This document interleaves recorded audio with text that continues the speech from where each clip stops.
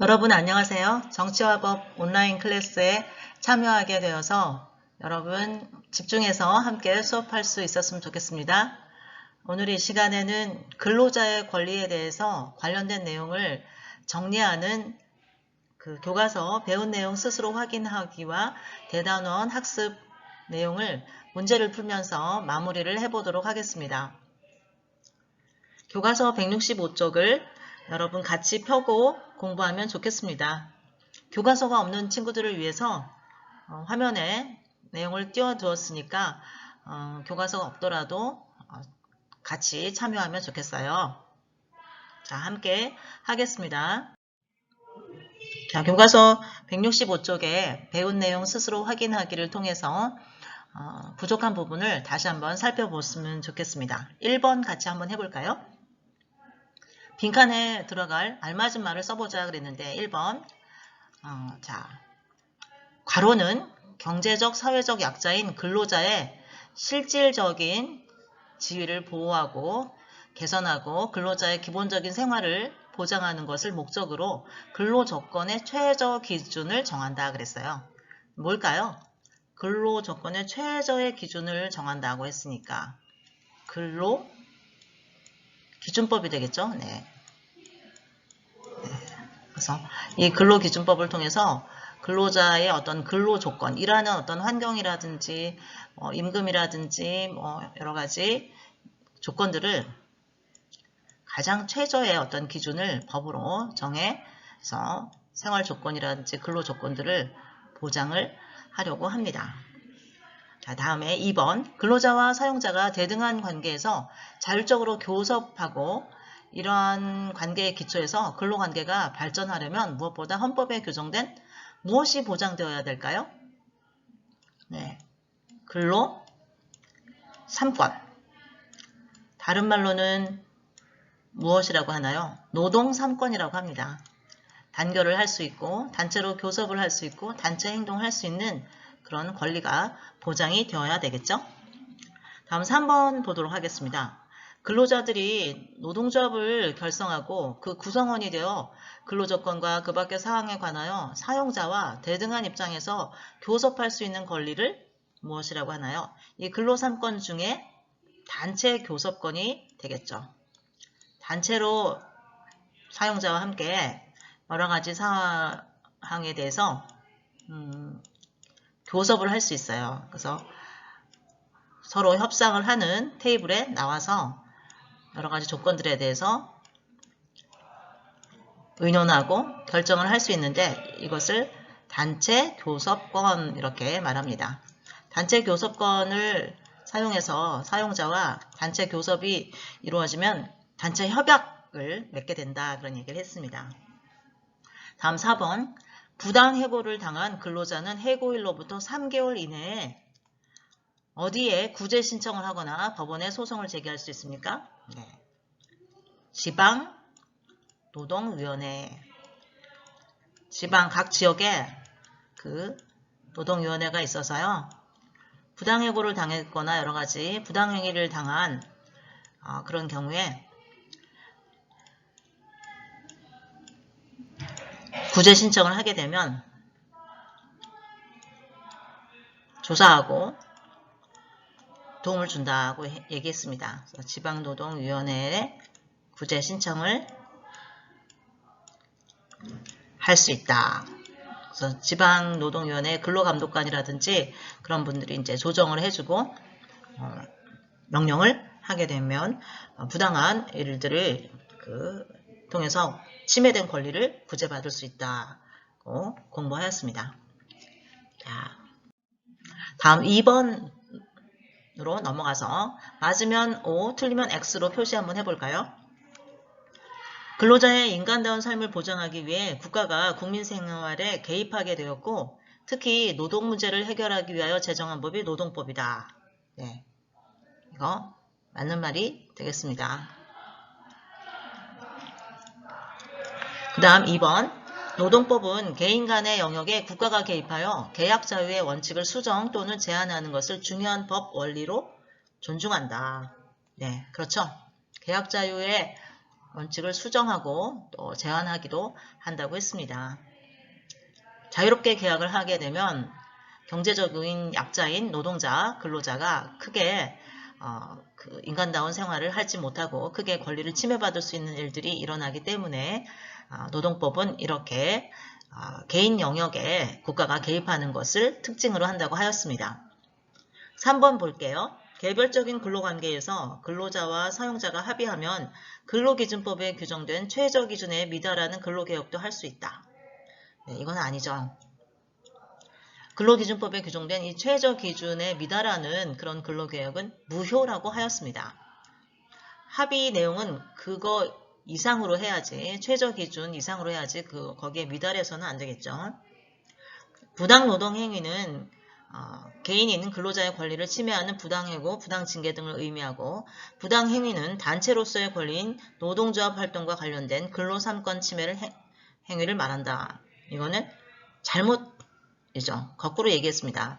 부당노동행위가 단체로서의 권리인 노동조합과 관련된 근로삼권을 침해하는 것이고, 그 다음에 부당행위는 개개인의 근로자의 권리를 침해하는 것이다 라고 공부하였습니다. 다음 3번으로 넘어갈게요.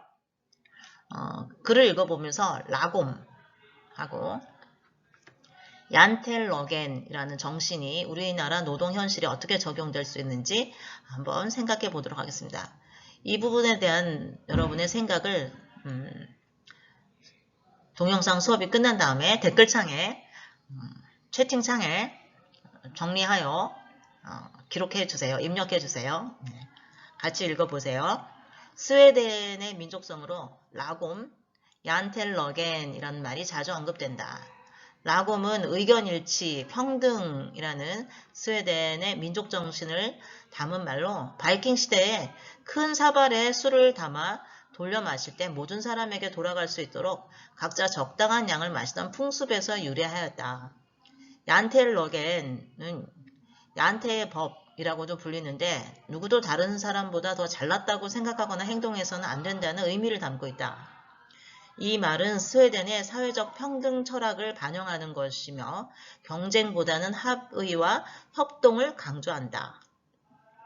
스웨덴 사람들은 이 두 가지 정신에 기초하여 부를 더 공정하고 고르게 나누어 가지도록 하는 세금 제도를 만들었고, 이는 스웨덴 복지 제도의 기초가 되었다. 이러한 어떤 평등의 정신, 합의와 협동의 정신이 우리나라 노동 현실에 어떻게 적용이 될 수 있을까요? 이 제시문의 핵심 내용은 합의라든지 협동이라든지 평등 이렇게 볼 수 있겠습니다. 사회적인 약자에 대한 강자의 배려와 나눔을 중심으로 우리나라 노동 현실을 개선해야 될 필요가 있지 않을까요? 이 부분에 대해서 자신의 생각을 정리해서 채팅창에 올려주세요. 다음에 166쪽으로 가서 단원 마무리 내용을 살펴보겠습니다. 단원 마무리에서는 지금까지 우리가 배웠던 5단원의 사회생활과 법과 관련된 모든 내용들이 간략하게 요약이 되어 있습니다. 자, 1번 보세요. 형법의 이해. 1. 형법. 이 부분이 형법이죠. 어떤 행위가 범죄에 해당하고 어떤 형벌이 부과되는지 규정되어 있는 법이죠. 그 다음에 두 번째 2번은 죄형 법정주의라고 볼 수 있어요. 어떤 행위가 범죄이고 그 범죄를 어떻게 처벌할 것인지 미리 성문의 법률로 규정해야 된다는 것이 되겠습니다. 그 다음 범죄와 형벌에 관련해서 범죄가 성립하기 위해서 세 가지 단계가 필요한데, 첫 번째가 구속요건 해당성이다. 그 다음에 위법성, 그 다음에 책임과 관련해서 세 가지가 다 충족이 돼야지 범죄로 성립한다. 그런 얘기를 공부했습니다. 다음에 형사 절차와 관련해서 형사 절차와 인권 보장에 대해서 살펴볼게요. 우리가 같이 최근에 공부했는데 형사 절차에는 제일 처음에 수사로부터 시작된다고 했었죠. 네. 범죄를 저지른 범인을 발견하고 범죄 증거를 수집하고 보존하는 활동인데요.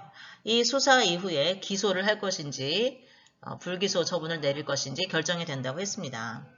근데 기소가 되면 재판을 하게 되는데 이것이 바로 공판, 공정하게 판단한다 해서 공판이라고 그렇게 공부했죠. 네.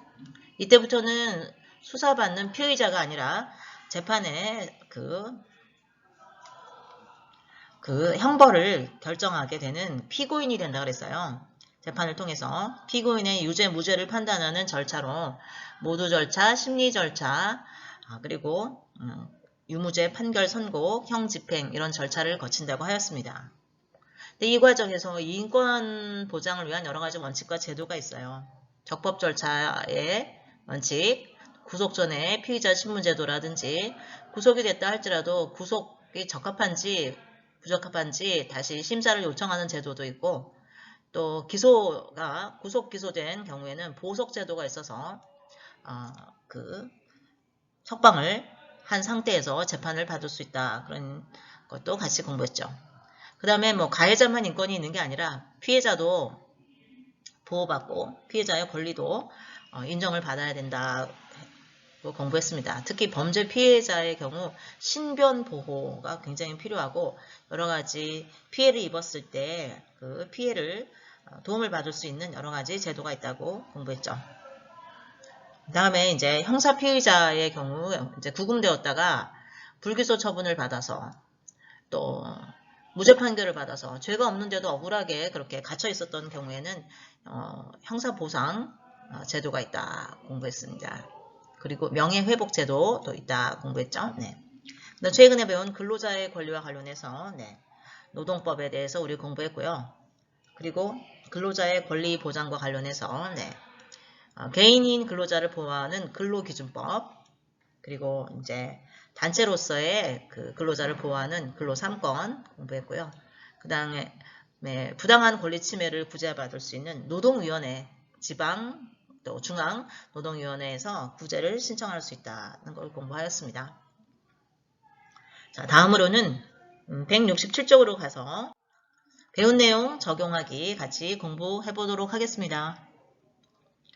자, 1번 밑줄 친 기억의 근거로 옳은 것은 그랬는데요. 자, 기억은 우선 제시 글을 읽어보도록 하겠습니다. 땡땡 소방서에 근무하는 소방관 갑은 관내 가옥에 불이 나서 이를 진압하기 위해 옆집 대문과 창문 일부를 파손하였다. 옆집 주인 을은 자신의 재물을 손괴하였다는 이유로 갑을 경찰에 고소하였으나 법원은 죄가 되지 않는다고 판단하였다. 자, 이 죄가 되지 않는다고 판단한 근거는 무엇일까요? 네.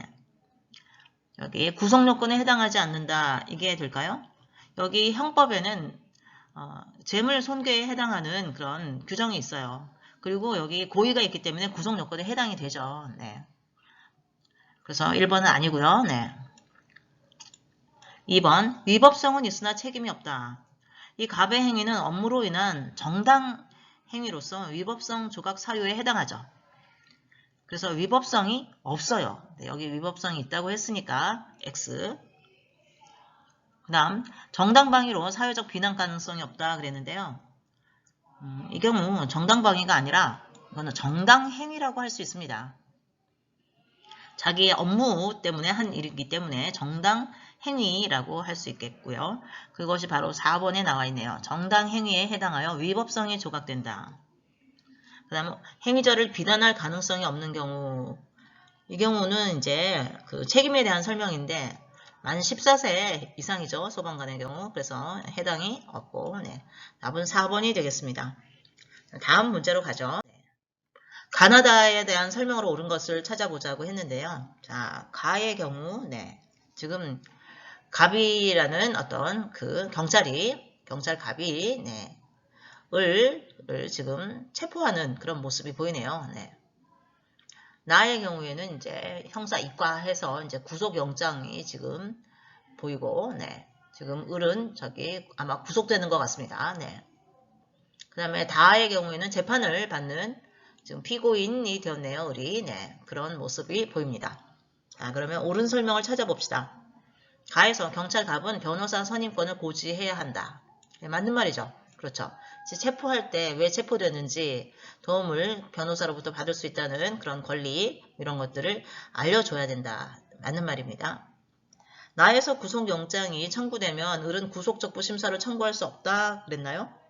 구속된 피의자의 경우에는 구속이 합당한지 아닌지 심사해 주세요라고 청구할 수 있죠. 그래서 이것이 잘못이네요. 다해서 을에게 진술 거부권이 주어지지 않는다 그랬는데요.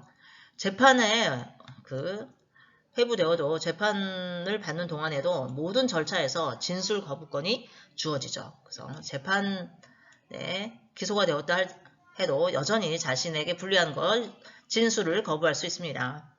다음 다의 결과 집행유예로 석방되면 을은 형사보상 청구를 할 수 있다. 집행유예가 됐다는 것은 무엇입니까? 유죄 판결을 받은 거죠. 죄가 있다고 판결을 받은 것입니다. 근데 그리고 형의 집행을 미룬다는 것이죠. 죄가 있다는 것은 너무나도 확실하게 정해졌기 때문에 형사보상 청구를 할 수 없어요. 할 수 있다고 한 부분이 그래서 잘못이 되겠습니다. 가와 달리 나에서는 무죄 추정의 원칙이 적용되지 않는다 그랬는데요. 이 가나다 전부에서 무죄 추정의 원칙은 다 적용이 되는 거죠. 그래서 완전히 판결이 나서 확정되기 전까지는 무죄 추정의 원칙이 적용이 된다는 걸 기억하시기 바랍니다. 네, 그다음에 3번 문제 보도록 할게요. 이 3번 다음 자료에 대한 옳은 법적 판단을 보기 위해서 고른 것은 그랬는데요. 지금 보이는 자료가 바로 근로계약서가 보이네요. 이 근로계약서에는 사용자 갑과 근로자 을 35세 여자 본인이랑 근로계약을 1, 2, 3, 4 이렇게 체결을 했어요. 근로계약 기간은 2017년 1월 1일부터 12월 31일까지이다 하고 계약 기간도 있고요. 을은 갑의 가방 공장에서 오전 9시부터 하루 8시간의 근로를 제공한다. 그래서 8시간 근로하기로 되어 있네요. 네. 그 다음에 3번은 갑은 을에게 매월 15일 현금으로 시간당 5,500원을 계산하여 지급한다 그랬습니다. 4번 을은 노동조합에 가입할 수 없다 이런 것을 계약서에 적었군요. 네. 근데 여기 작은 글씨로 2017년의 법정 최저임금은 시간당 6,470원이다 그랬어요. 그러니까 좀 약간 문제가 되는 내용이 있는 걸 여러분이 눈치챌 수 있겠네요. 네. 한번 보도록 합니다. 네. 기업 근로계약 기간이 1년이므로 계약 공정의 원칙에 어긋난다. 근로계약 기간은 근로자와 사용자가 협의해서 결정하는 것으로 근로계약 기간을 1년으로 정한 것은 계약 공정의 원칙에 어긋나지 않습니다. 네. 괜찮은 거예요. 네. 그 다음 하루 8시간의 근로시간은 법정 근로시간을 벗어나나요? 근로기준법상 근로시간 규정은 1일 8시간 이내이므로 하루 8시간 근로는 법정 근로시간을 벗어나지 않죠. 그래서 잘못이고요. 네. 시간당 5,500원으로 계약했어도 법정 최저임금을 보장받을 수 있다. 이 말이 맞죠. 5,500원은 이거는 지금 최저시급에 미치지 못하는 거니까 이 부분은 무효가 되고 네, 법정 최저시간 당 임금 6,470원까지 요구할 수 있습니다. 보장받을 수 있습니다. 요거 네, 기억하십시오. 그래서 보장받을 수 있다는 디귿이 그래서 맞는 말이 되겠고요. 을이 노동조합에 가입할 수 없다는 조항은 무효이다. 네, 그렇죠. 이 노동조합에 가입할 수 없다라는 조항은 위법이기 때문에 이 부분 또 무효가 됩니다. 그래서 3번, 4번의 경우 이렇게 무효가 되는 그런 것을 기억하시기 바랍니다. 그래서 디귿과 리을이 맞는 말이라서 네, 답은 5번이 되겠습니다. 네, 이렇게 하여 네, 우리가 노동자의 권리에 대해서 또 사회생활과 관련된 법에 대해서 전반적인 내용을 문제를 풀면서 정리해 보았습니다. 여러분 다음 시간에는 이제 새로운 단원 국제관계와 한반도에 대해서 국제정치에 대해서 공부를 하도록 하겠습니다. 수업 시간에 같이 만나보도록 하겠습니다. 여러분 수고하셨습니다.